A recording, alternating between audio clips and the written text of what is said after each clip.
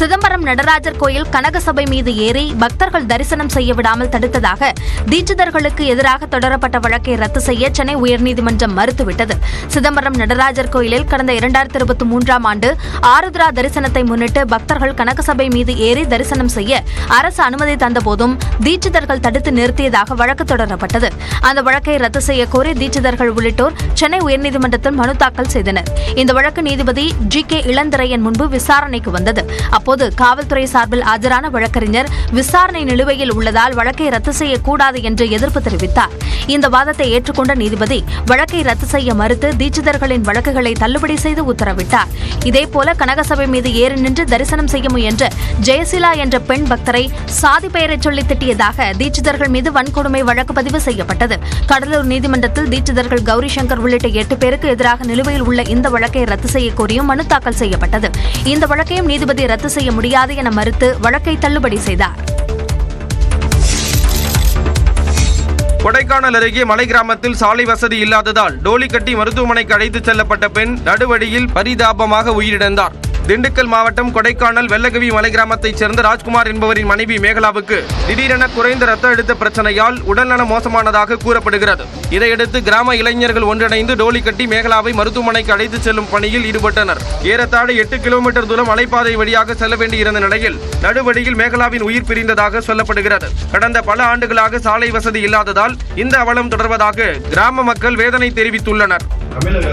உடனடியாக தலையிட்டு எங்களுடைய கிராம மக்களுடைய இந்த நீண்டகால கோரிக்கையான சாலை வசதியை ஏற்படுத்தி தருமாறு மிக தாழ்மையுடன் எங்கள் கிராம மக்களின் சார்பாக கேட்டுக்கொள்கிறேன். கடந்த சில ஆண்டுகளுக்கு முன் கோட்டாட்சியர் முருகேசன் தலைமையில் கிராமத்திற்கு சாலை வசதி அமைக்கும் பணி தொடங்கப்பட்ட நிலையில் அவரது பணியிட மாறுதலுக்கு பின் கிடப்பில் போடப்பட்டதாக மக்கள் கூறுகின்றனர்.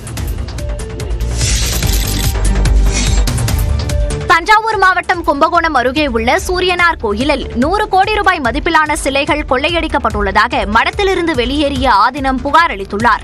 சூரியனார் கோயில் ஆதீனத்தின் 28வது ஆதீனமாக மகாலிங்க பண்டார சந்நிதி இருந்து வந்தார். இவர் சில மாதங்களுக்கு முன்பு கர்நாடகாவை சேர்ந்த பெண்ணை திருமணம் செய்து கொண்டார்.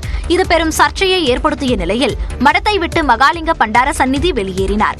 இந்த நிலையில் பல மாதங்களுக்கு பிறகு தஞ்சை மாவட்ட காவல் கண்காணிப்பு அலுவலகத்துக்கு வந்த அவர் தான் மடத்தை விட்டு வெளியே வந்த பிறகு அங்கிருந்த 100 கோடி ரூபாய் மதிப்பிலான முருகன் சிலைகள் கொள்ளையடிக்கப்பட்டுள்ளதாக புகார் அளித்துள்ளார்.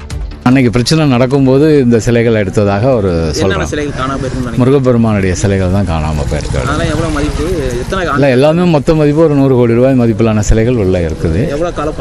ஒரு 400 ஆண்டுகளுக்கு மேலாக பழமையான அந்த சிலை காணணும். உங்களுக்கு எப்படி தெரியும்? உள்ளூர் மக்கள் சொன்னாங்க. அவங்க மூலமாக தான் நம்ம அது தெரிஞ்சு உள்ளூர் மக்கள் என்ன சந்திச்சு இந்த மாதிரி சம்பவங்கள் நடந்திருக்கு. அதனால அதை என்னன்னு கொஞ்சம் கவனிங்க அப்படின்னு சொன்னாங்க.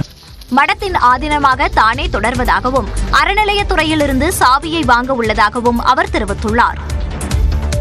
பேரணிக்கு அனுமதி கோரிய சீமானின் மனு மீது நாளை உத்தரவு பிறப்பிக்கப்படும் என உயர்நீதிமன்றம் தெரிவித்துள்ளது.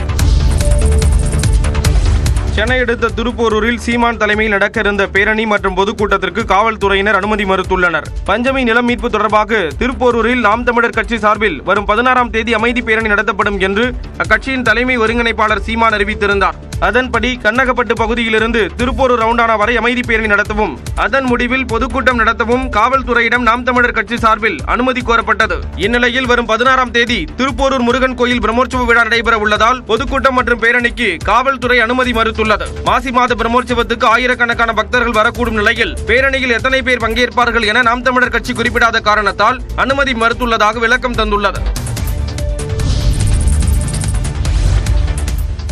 தமிழ்நாட்டின் 2025-2026 ஆண்டுக்கான நிதிநிலை அறிக்கை நாளை தாக்கல் செய்யப்பட உள்ள நிலையில் சென்னையில் 100 இடங்களில் அதனை நேரலையில் ஒளிபரப்பு செய்ய ஏற்பாடு செய்யப்பட்டுள்ளது. தமிழ்நாடு சட்டப்பேரவையில் 2025-2026 ஆண்டுக்கான நிதிநிலை அறிக்கையை நிதியமைச்சர் தங்கம் தென்னரசு நாளை தாக்கல் செய்கிறார். மேலும் மத்திய அரசை போன்று முதன்முறையாக பட்ஜெட்டிற்கு முன்பு பொருளாதார ஆய்வறிக்கையை தமிழ்நாடு அரசு தாக்கல் செய்ய உள்ளது.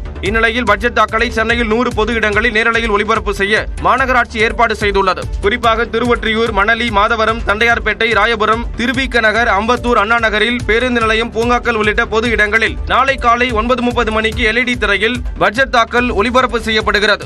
இதேபோன்று கோடம்பாக்கம், வளசரவாக்கம், ஆலந்தூர், அடையாறு, பெருங்குடி, சோடிங்கநல்லூர் உள்ளிட்ட இடங்களிலும் நிதிநிலை அறிக்கை தாக்கல் நிகழ்வை பொதுமக்கள் நேரலையில் காண ஏற்பாடு செய்யப்பட்டுள்ளது. நாளை மறுதினம் தாக்கல் செய்யப்பட உள்ள வேளாண் நிதிநிலை அறிக்கையையும் நேரலையில் ஒளிபரப்ப சென்னை மாநகராட்சி ஏற்பாடு செய்துள்ளது.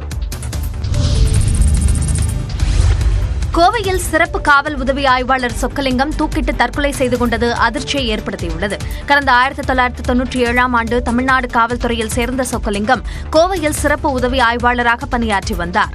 கோவை மாவட்ட பயங்கரவாத தடுப்பு பிரிவில் சிறப்பு உதவி ஆய்வாளர் அந்தஸ்தில் இருந்த அவர் ஆய்வாளரின் ஓட்டுநராக பணியாற்றியிருந்தார். இந்த நிலையில் கோவை வஉசி மைதானத்தில் உள்ள மரத்தில் சொக்கலிங்கம் சேலை ஒன்றில் தூக்கிட்டு தற்கொலை செய்து கொண்டார். தகவல் அறிந்து சென்ற காவலர்கள் சொக்கலிங்கத்தின் உடலை மீட்டு பிரேத பரிசோதனைக்கு அனுப்பி வைத்தனர். சிறப்பு காவல் உதவி ஆய்வாளரின் தற்கொலை குறித்து காவல்துறையினர் தீவிர விசாரணை மேற்கொண்டு வருகின்றனர்.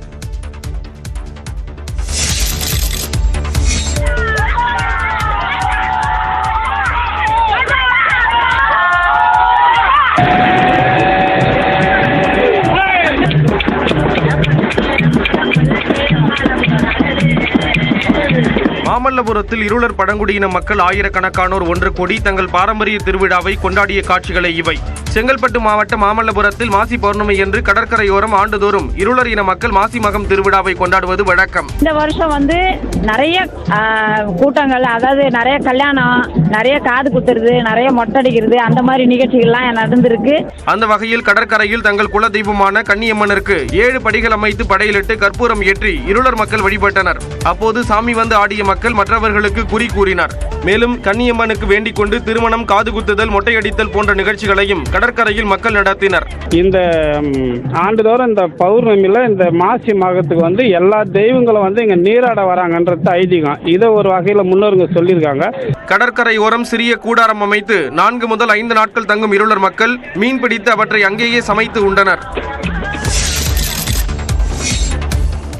எதிர்வரும் வாகனங்கள் கண்களுக்கு புலப்படாத வகையில் காணப்படுவது கொடைக்கானலில் அல்ல, கள்ளக்குறிச்சியில்தான். கள்ளக்குறிச்சி மாவட்டம் உளுந்தூர்பேட்டை சுற்றுவட்டார பகுதிகளில் காலை வேளையில் கடும் பனிமூட்டம் காணப்பட்டது. எதிரே வரும் வாகனங்கள் கண்களுக்கு தெரியாத சூழலில் முகப்பு விளக்குகளை ஒளிரவிட்டபடி வாகன ஓட்டிகள் சென்றனர்.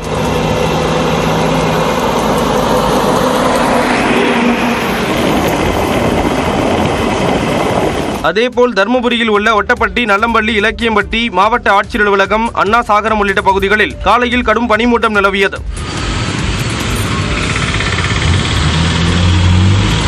கடலூரிலும் காலை 9 மணி வரை பனிமூட்டம் நிலவியதால் வாகன ஓட்டிகள் அவதிக்குள்ளாகினர். பனிப்பொழிவால் ரம்மியமாக மாறியுள்ள ஜம்மு காஷ்மீர் சுற்றுலா பயணிகளை ஈர்த்துள்ளது.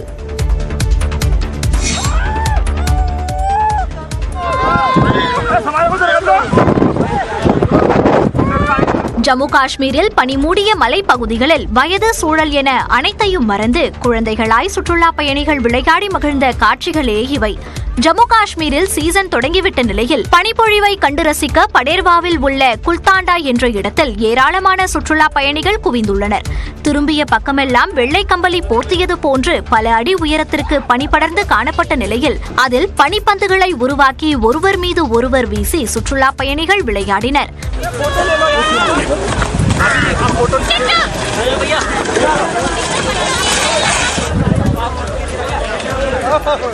सबको यहाँ पे आना चाहिए, बहुत अच्छा लग रहा है. मैंने सिर्फ सपनों में बर्फ वगैरह देखी थी, आज मैं हकीकत में इनको छू रही हूँ, महसूस कर रही हूँ, मेरे को बहुत अच्छा लग रहा है.